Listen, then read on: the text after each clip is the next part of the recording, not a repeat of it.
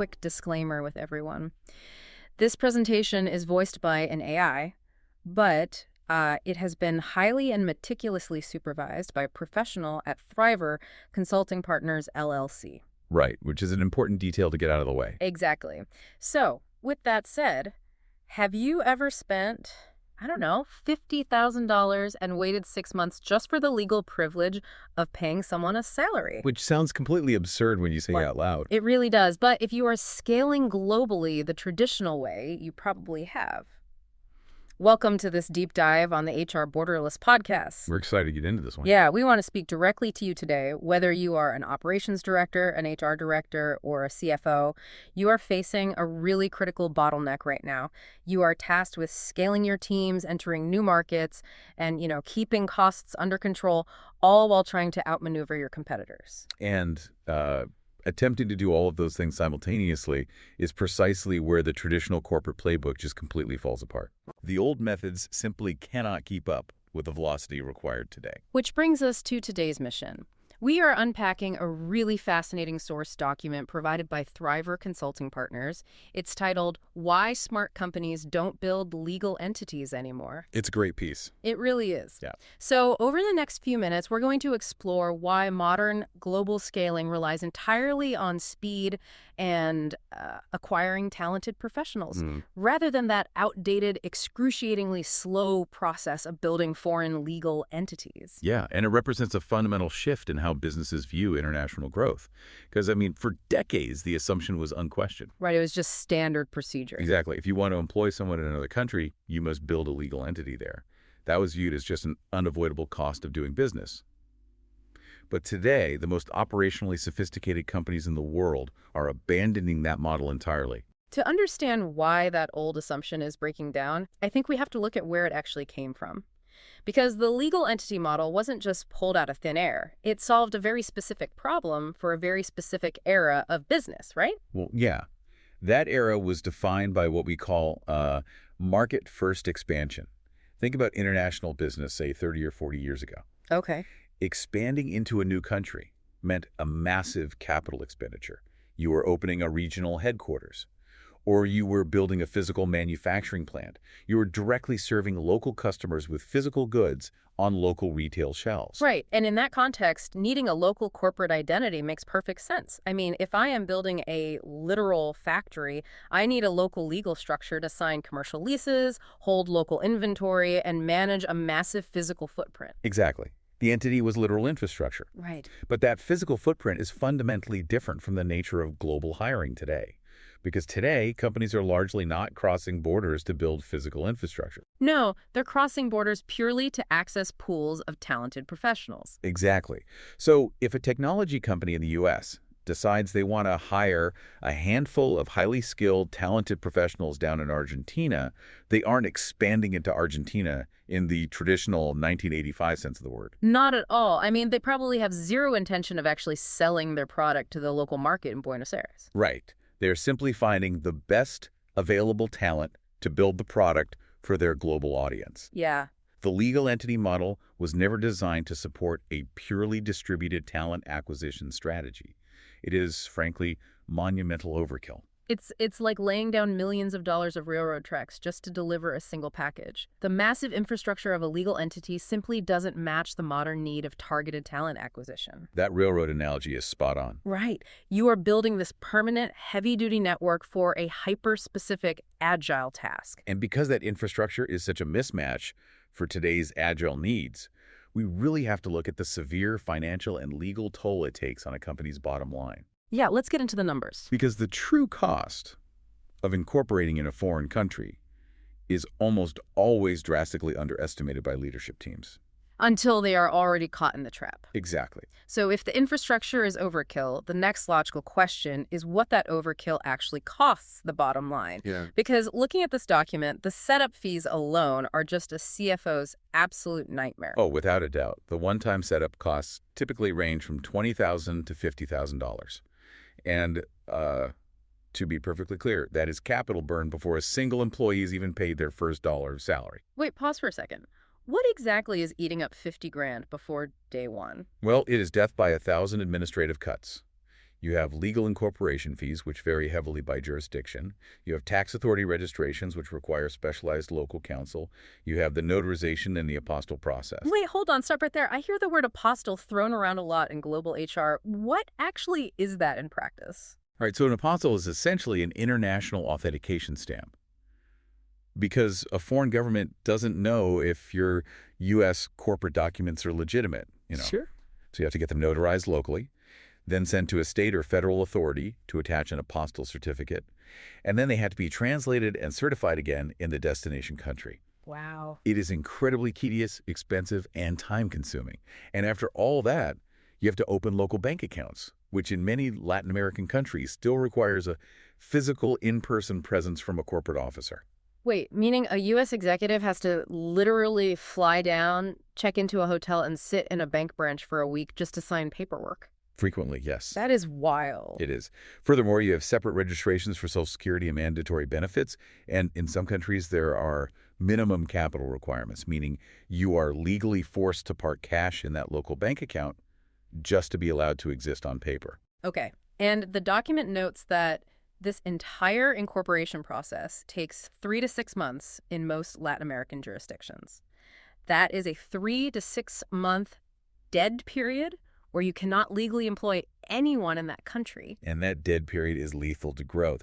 I mean, imagine finding the absolute perfect, talented professional in Monterey. They have the exact niche skills you need. You make the offer. Right. And then you have to tell them, great, see you in November when our tax registration's clear. Oh, they're gone. Exactly. By November, that candidate has been hired, promoted, and given a raise by your competitor. The candidate pipeline you build during that window is entirely lost. But let's play devil's advocate for a second. Let's say a company swallows that initial cost. They spend the 50 grand, they wait the 6 months, they finally hire their people, they're in the clear, right? Not even close. Really? Yeah. Building the entity is just the entry fee. Operating it is a recurring financial bleed. Okay, break that down for me. You are looking at an ongoing commitment of $12,000 to $30,000 annually just for local accounting and payroll administration.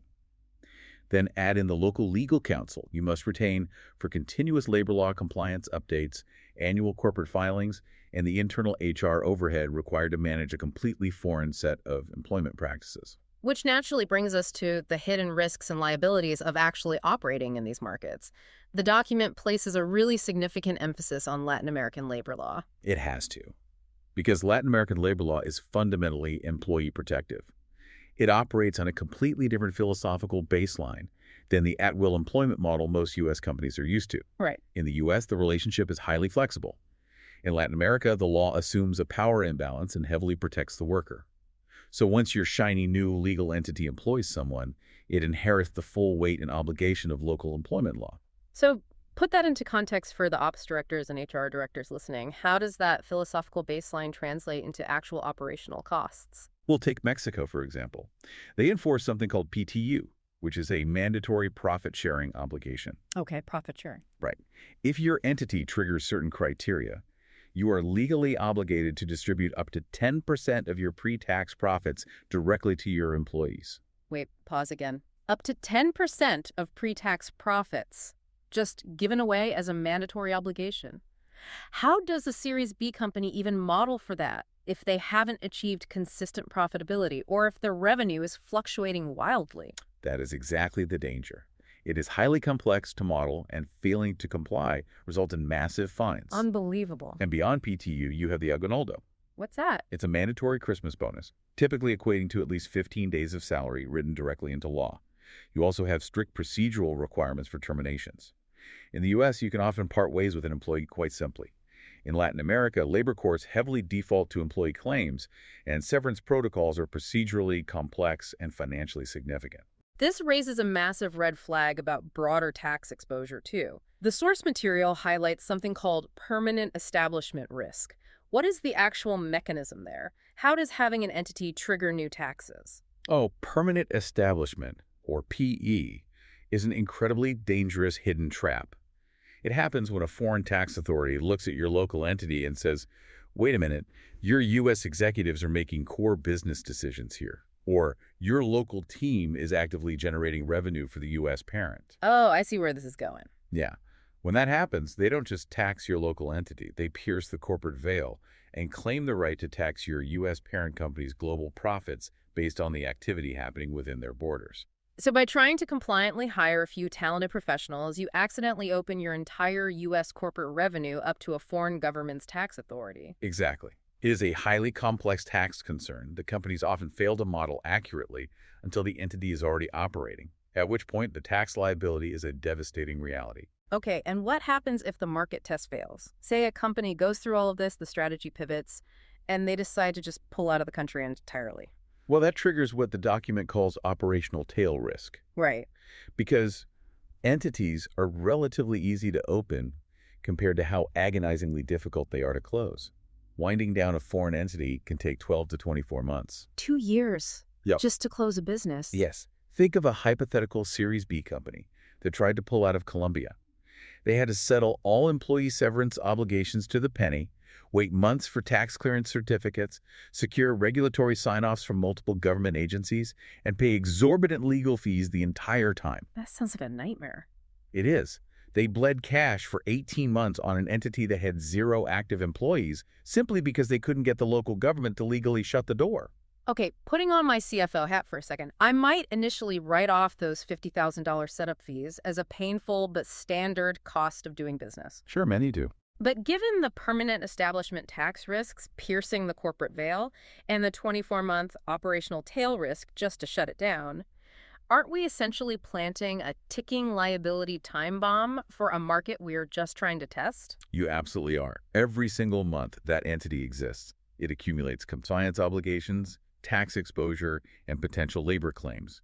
It is a massive liability vehicle for a company that simply wanted to hire a few talented professionals. So if the traditional infrastructure is a liability time bomb, how do we solve the problem? How are the most operationally sophisticated companies compliantly hiring these talented professionals today? The answer is the employer of record model, commonly referred to as EOR. Okay, explain the mechanics of an EOR for us. How does it bypass the traps we just spent the last 10 minutes outlining? It solves it by creating a legal firewall. An employer of record acts like a local adapter for a foreign plug. They are a third-party organization that already owns the fully compliant local legal entity. So they've already done the hard part. Exactly. They act as the legal employer on paper. They manage the tax ID, the payroll compliance, the mandatory statutory benefits like that aguinaldo bonus, and all the labor law liabilities. They own the local socket. You, the client company, just plug your operational management into it. Okay, but if they are the legal employer, what is left for the client company to do? Do we lose control? Not at all. The client company retains 100% operational control. You select the candidate, you direct their daily work, you integrate them into your team. Oh, nice. Right. You set their compensation within the legal parameters that EOR establishes, and you make the ultimate decisions on employment continuation or termination. So you get everything you actually want, the talent, the daily output, the cultural integration, without carrying any of the legal and compliance nightmare. That is the core value proposition. And this brings us to the most critical strategic advantage of the EOR model, which is speed. Right, because we contrasted this earlier with a 3 to 6 month dead period of building an entity where we lose our perfect candidate in Monterey. What does the timeline look like with an EOR? The document specifically details the Thriver Consulting Partners model to illustrate this. Their total timeline, from the moment you kick off a search to the employee's first day of work, is just 16 days. 16 days versus 6 months. That is just staggering. How do you compress half a year of friction into just over 2 weeks? It is a tightly integrated, highly specialized process. Thriver dedicates days 1 through 14 exclusively to candidate recruitment and selection, finding the absolute best talented professionals in the market. Okay, so a 2-week sourcing sprint. Exactly. Then days 15 and 16 are for employment pre-staging. That means executing the locally compliant contracts, enrolling the employee in statutory benefits, and setting up the payroll system. By day 16, the employee is ready to log on and start working for you. Wow. Because the Thriver infrastructure already exists, the only variable is finding the right person. Okay, putting on my operations director hat now. We usually think of administrative speed as a nice to have, right? It's nice if the paperwork gets done faster so HR isn't stressed. Yeah, that's the usual mindset. But looking at these numbers, speed is a competitive weapon. In a market where the best talented professionals have multiple offers, the difference between taking 6 months and taking 16 days isn't just about saving HR a headache. It's the difference between winning the talent or losing your market position entirely. That is exactly the lens you should be viewing this through. The difference is strategic, not administrative. Companies that hire faster build momentum. They ship products faster. They solve problems faster. Right. Companies that wait lose quarters, lose prime candidates, and ultimately lose market share to their competitors who utilize EORs. Let's look at the other side of the coin, though, because we want to maintain a balanced perspective on this deep dive. If EOR is this incredibly fast, risk-free model, does a company ever actually need to build a legal entity? They absolutely do. So- The EOR model is incredibly powerful, but it is not a universal substitute for every single stage of corporate maturity forever. The document is very clear that global expansion is about sequence and scale. There are specific, identifiable thresholds for long-term market strategy where establishing an owned entity is entirely necessary. What are those thresholds? When do we actually pour the concrete and build the factory, so to speak? The first is a massive, long-term strategic market presence. If you are making a 10-plus year commitment to a region because you intend to serve local customers directly with physical infrastructure, you can justify and amortize the heavy cost of the entity. Makes sense. What else? Second is a large headcount concentration. The conventional industry threshold is usually 15 to 25 or more employees in a single specific jurisdiction.